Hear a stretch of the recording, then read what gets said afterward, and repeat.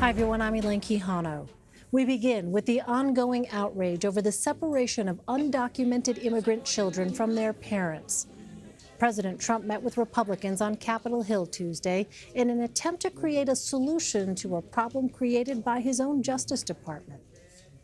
So what I'm asking Congress to do is to give us a third option, which we have been requesting since last year, the legal authority to detain and promptly remove families together as a unit. We have to be able to do this. This is the only solution to the border crisis. Mexico's foreign minister called separating families cruel and inhumane.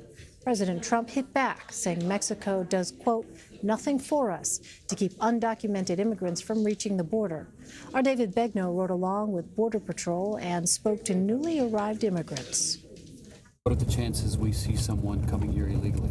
The chances are probably pretty high. Raul Ortiz was our escort. He's deputy chief of the Rio Grande Valley sector. 10 minutes into our ride-along, Chief Ortiz drove up on a group of people who'd just been detained. I see what looks like a toddler in her mom's arms over here. She told us her name was Yolanda. That's her 8-month-old daughter. She sat detained on a levee road with her sister, brother, and mother, who told us they had left Honduras several months ago and traveled here by bus.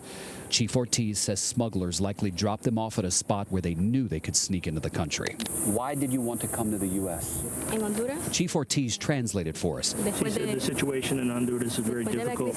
He says the woman told him there's no work, there's violence, and the political situation is difficult. Even though you're going to be detained, is it worth it to you anyway to come here?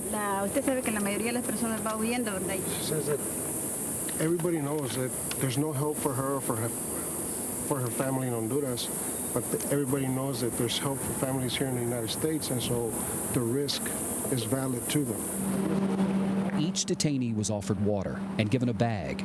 Everything they had went inside. They handed over those bags as they boarded a bus headed for a processing center nearby. A few miles away, That's Reynosa, Mexico. You see the Rio Grande River. 2 people drown on average per week trying to cross. And I am standing in the spot where more people enter the U.S. illegally than anywhere else along the southern border. This is just south of McAllen, Texas.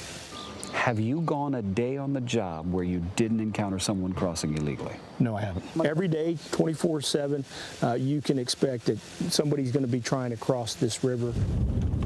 back in the vehicle, the chief told us a group of men were running from agents. We drove up right after 4 of them were caught.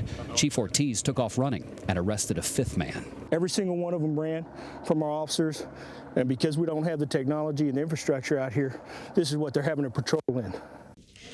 And David Begnaud joins us now from McAllen, Texas. David, what is going to happen to the people that you saw detained?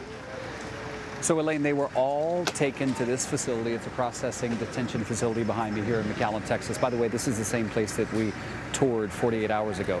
This is where their rights are read to them. They are fed, they're allowed to change, and they are held in a cage for 72 hours. And at some point, the idea is the adult goes to see a judge, and when that happens, they may be separated from the child. Well, what happens to the possessions that the detainees placed into a bag and handed over to Border Patrol? So it's kept by Border Patrol until they are released from custody. So some people go to see the judge, and the judge gives them a summons to appear back in court, right? And so when they come back from the court, they get their possessions. Sometimes they're taken to the local bus station, and that's it. There you go. Good luck. But until then, the belongings stay with Border Patrol. And how do the Border Patrol agents you spoke with feel about their role in this ongoing situation? I'm glad you asked me that. The reason we did this ride along is because we were pushing for it for the last few days, because every time we'd get off camera, somebody would walk up who was with Border Patrol and say, listen, I don't want to be quoted, but I feel like we are being treated unfairly, right? They were telling us this off camera, and I said, well, you gotta let us show what you guys are going through. And so we asked for a ride along, and it took a few days to get it. But that's really why we did what we did today, because we wanted a real life assessment of what happened. And Elaine, I should tell you that at one point as we were there on that levee road and the families were sitting there, by the way, the 10 people that we first encountered didn't all know each other. They were just found walking in a group. But I asked one Border Patrol agent who was actually acting as an interpreter for us, I said, I can hear the empathy in your voice. And he paused and he said, look, we grew up here, all of us. He said, I grew up here. And he said, we all have a heart. but at the end of the day, we have to do our job. Well, you often hear about ride-alongs and guided tours only showing what law enforcement wants you to be able to see. Did you get a sense that there was more that you weren't seeing during your ride-along? No, I have to be honest with you, because, you know, I could tell the radio, it's not like they were texting or on the radio, you know, trying to plan things. It was pretty organic. He took us to a road and he said, listen, there's no doubt, almost no doubt in my mind, you're going to see people who come into the country illegally. And for a journalist who doesn't cover this every day, I was like, oh, really? And sure enough, I mean, Elaine, we saw the people on the Levee Road. Then we went to that spot where they cross at that entry more than anywhere else on the southern border. And then we went to the call that came in about the men who were running from Border Patrol in an orchard, using sort of the orange bushes to hide from agents. And by the way, about 8 of them got away. And that was just in a 2-hour ride along. I mean, by the time it was over, we had gotten the video we got, and it was only 12 noon. All right, David Begnaud reporting from McAllen, Texas for us. David, thank you. You bet.